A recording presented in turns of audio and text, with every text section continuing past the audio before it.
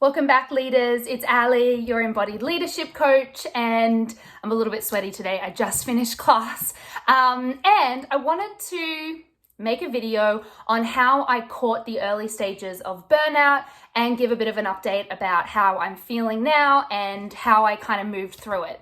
So in the past, I would not have caught burnout until I was like smack bang in the middle of it. So growth, and really proud of myself that I was able to catch it a little bit earlier. And in saying that, I was able to catch it earlier for a number of different reasons. I think because I've been so disciplined and consistent in my mindfulness practice, specifically meditation, and just having moments in my day to connect with myself.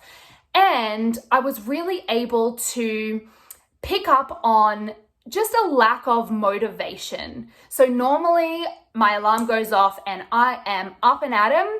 I am like super excited for my day. And I was just noticing there were a couple of days in a row that I was like, oh, I was snoozing. I was kind of in a little bit of, not necessarily a funk, but just, wow, I don't really feel like I want to get out of bed and I want to sleep more. So that was another indication that I was maybe in the beginning stages of a potential burnout.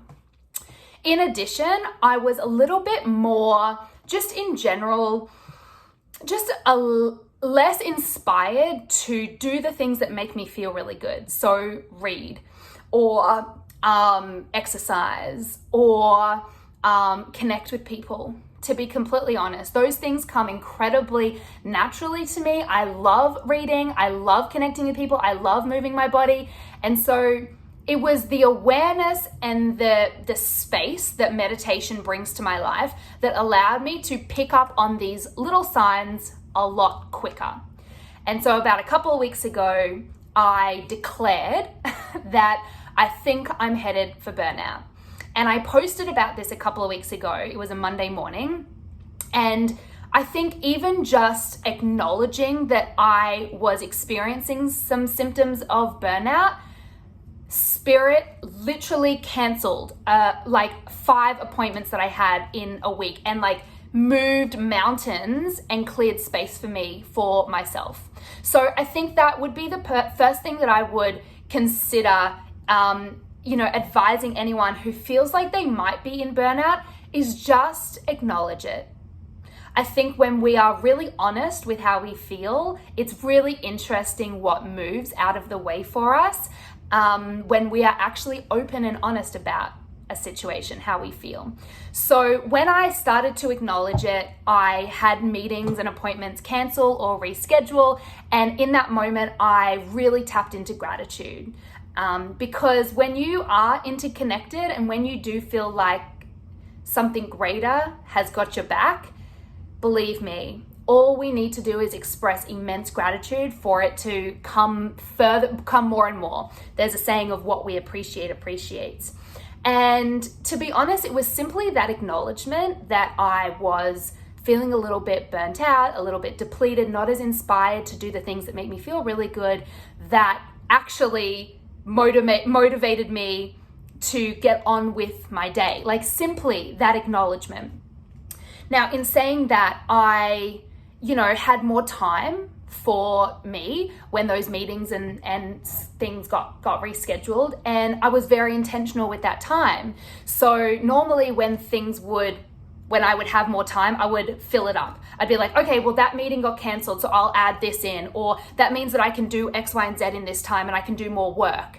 And I just had a bit of a conversation with myself and said, there's a reason why this time has been given to you, and you acknowledge that you were experiencing some burnout, so it might be a good idea to actually take this time.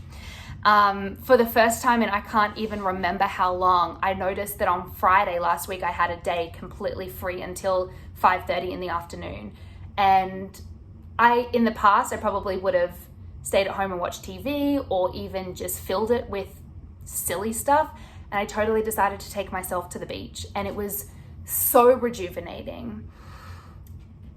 In addition, I've decided that until my schedule gets quite busy in early to mid-September, one of the ways in which I can prevent full burnout from happening is to do the bare minimum. So I've made an agreement with myself that I will do everything in my calendar, and I won't be booking extra things. I won't be searching for podcasts. I won't be booking meetings with people and to have potential opportunities for the new year.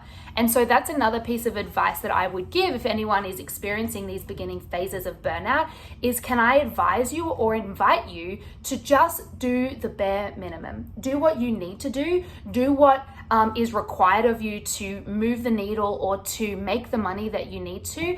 And in the times where you have space and gaps, do the things that make you feel really good. So that might be move your body. It might be go outside. It might be watch a movie. And just notice how your days shift and change when you are just doing the bare minimum. Because what I was noticing is I would work in between the work. So I would have appointments and then I would be doing crazy admin or I would be doing planning. And that also contributes to this burnout. So what I would say is I caught burnout through my consistent and disciplined mindfulness practice, because through mindfulness and meditation, I'm able to create more space and awareness between my thoughts. And therefore, I was able to notice some of the signs and symptoms within my body and catch the lack of inspiration or the snoozing my alarm. And when I then declared and acknowledged that I was potentially going down the rabbit hole of burnout, I acknowledged it and then was super grateful for what happened as a result, i.e. my schedule being kind of cleared. And then I have just continued to do the bare minimum. And I'm doing it for a couple of weeks. So it's not just one day, but I'm giving myself a couple of weeks to do the bare minimum. I'm extending my alarm in the morning just by half an hour so I can get 8.5 hours sleep, not 8. So I can just kind of recharge a little bit.